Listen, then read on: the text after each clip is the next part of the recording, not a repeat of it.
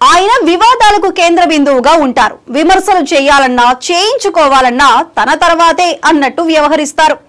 వైసీపీలో జగన్ నమ్మిన బంట్లలో ఒకరని పేరున్నా రాజకీయంగా తాను ఆశించింది మాత్రం దక్కించుకోలేకపోయారు. అయితే ఘోర పరాజయం తర్వాత ఎట్టకేలకు ఆయన కోరికను అధినేత జగన్ ఆమోదించారు. ఎవరా నేత? ఆయనేం ఆశించారు? ఏం దక్కింది?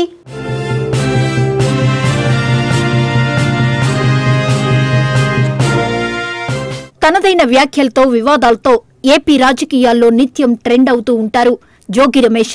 వైసీపీ అధినేతకు నమ్మిన బంటుగా పేరు తెచ్చుకున్నారు. 2014లో సొంత నియోజకవర్గం మైలవరం నుంచి పోటీ చేసి టీడీపీ అభ్యర్థి దేవినేని ఉమా చేతిలో ఓడిపోయారైనా ఆ తరువాత అక్కడి నుంచే పోటీ చేయాలని విశ్వ ప్రయత్నాలు చేసినా అధినేత కరుణించలేదు.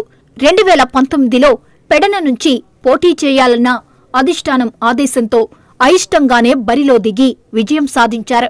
నచ్చిన చోట పోటీకి అధిష్టానం నుంచి ఆమోదం రాకపోయినా అధినేత పట్ల విధేయతను మాత్రం వదులుకోలేదు జోగి. అధికారంలో ఉన్నప్పుడు టీడీపీ అధినేత చంద్రబాబు ఇంటి మీద దాడి చేసి అప్పటి సీఎం జగన్ కు మరింత దగ్గరయ్యారని చెప్పుకుంటారు సొంత పార్టీ వాళ్లే. ఈ కారణంతోనే జగన్ జోగి రమేష్ ను తన కేబినెట్లోకి తీసుకున్నారనే చర్చ కూడా నడిచింది.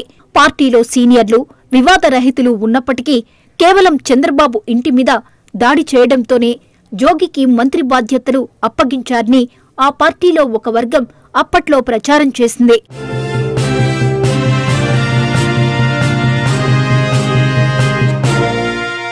కట్ చేస్తే 2024 ఎన్నికల్లో మైలవరం నుంచి పోటీ చేయడానికి మరోసారి గట్టిగానే ప్రయత్నించారు జోగి. సొంత నియోజకవర్గంలో అయితే గెలుపు ఖాయమని భావించారు. కానీ బీసీ సామాజిక వర్గానికే చెందిన సన్యాల తిరుపతిరావు అనే సామాన్య కార్యకర్తకు మైలవరం టికెట్ ఇచ్చారు జగన్. 2019 ఎన్నికల్లో పెడన నుంచి పోటీ చేసిన జోగి రమేష్ ను మొన్నటి అసెంబ్లీ ఎన్నికల్లో పెనమలూరుకి షిఫ్ట్ చేశారు. అయితే అటు పెనమలూరు ఇటు మైలవరం 2 చోట్ల వైసీపీ ఓడిపోయింది. ఆ తర్వాత మైలవరంలో తిరుపతిరావు పార్టీలో స్తబ్దుగా ఉండిపోయారు. పార్టీ శ్రేణులు కూడా టీడీపీ వైపు చూస్తున్నారు.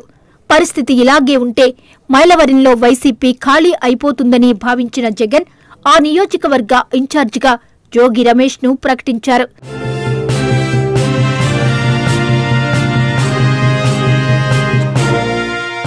మొత్తానికి 10 ఏళ్ల తరువాత జోగి అనుకున్నది సాధించారు. జోగి మైలవరం వెళ్లడంతో అక్కడి రాజకీయాలు ఆసక్తికరంగా మారాయి.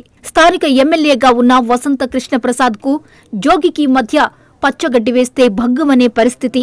ఒక రకంగా చెప్పాలంటే రమేష్తో పోరు పడలేకనే వసంత కృష్ణప్రసాద్ వైసీపీని వదిలేసి టీడీపీలో చేరారనే వాదన కూడా ఉంది.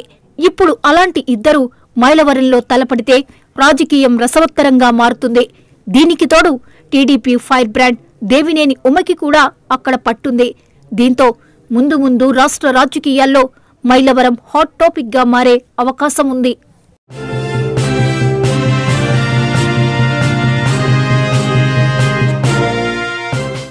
ఎర్రచందనం ఇంటర్నెట్